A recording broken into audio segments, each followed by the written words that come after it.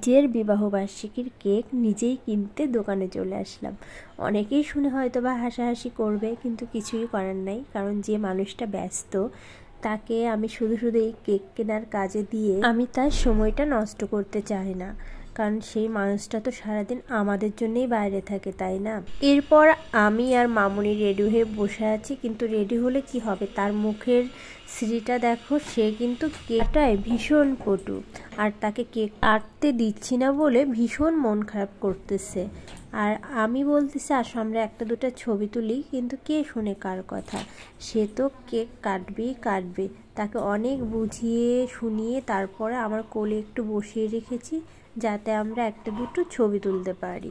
দেখা যাক কতক্ষণ সে বসে থাকে। আর মামুনি কিন্তু ভীষণ দুষ্টু হয়ে গেছে, তার সামনে কিন্তু অনেক কিছু দেখানো হচ্ছিল, এই জন্য সে একটু চুপচাপ এখানে বসেছিল। কিন্তু মনে হয় না আর বেশি সময় তাকে এখানে বসিয়ে রাখা যাবে, তাড়াতাড়ি কেকটা কেটে ফেলতে হবে। মামুনি যেহেতু অনেক বেশি খুশি হয় এই জন্যে কেক কাটি, তাছাড়া আর কিছুই না, কারণ মামুনির বাবা তো এই কেক কাটাটা একদম পছন্দ করে না, কিন্তু মামুনির জন্য কিছু বলতে পারে না। প্রত্যেকটি মেয়ের কাছেই কিন্তু দিনটি স্পেশাল হয়ে থাকে। দিনটি নিয়ে যদিও বা আলাদা কিছু বলার নেই, কিন্তু তারপরে একটু না বললেই না। ও তোমাদের কিন্তু দেখানোই হয়নি কোন কেকটা নিয়েছিলাম। তো এই দেখো, এই কেকটা নিয়েছি। আসলে এই কেকটা নেওয়ার একটা মাত্র কারণ, সেটা হচ্ছে এই কালার আর আমার ড্রেসের কালার একই রকম, যার জন্য কেকটা আমার প্রথমেই পছন্দ হয়ে গিয়েছিল। আর তারপর হচ্ছে পুটুলির বাবা চকলেট কেক পছন্দ করে না। তাছাড়া আরও ভেবে দেখলাম এরপরে তো আরও অনেক অকেশান আছে, তখন না হয় চকলেট কেক আনা যাবে, আর আজকের এই দিনে ভ্যানিলা ফ্লেভারের কেকটাই নিয়ে আসি। আর যেই ভাবা সেই কাজ। মামুনি কিন্তু খুব খুশি, দেখছো, মানে ও কেক কাটতে ভীষণ পছন্দ করে।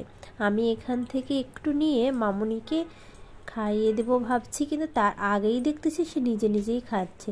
মামুনি কিন্তু আমাকেও কেক খাইয়ে দিয়েছে। আমি তো পুরো অবাক হয়ে গিয়েছিলাম যে এইটুকু বাচ্চা, তার কত বুদ্ধি। মামুনি কিন্তু প্রথমে আমাকে দিয়েছে, তারপর তার বাবাকে দিয়েছে, আর তারপর সে খেয়েছে। এটুকুই তো অনেক।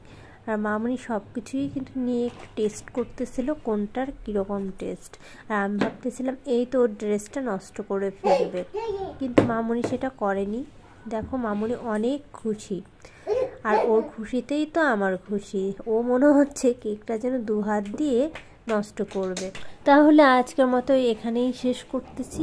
ভিডিওটি ভালো লাগলে অবশ্যই লাইক, কমেন্ট এবং শেয়ার করবেন। আর সবাই সুস্থ থাকবেন আর আমাদের জন্য আশীর্বাদ করবেন। Tata, bye bye.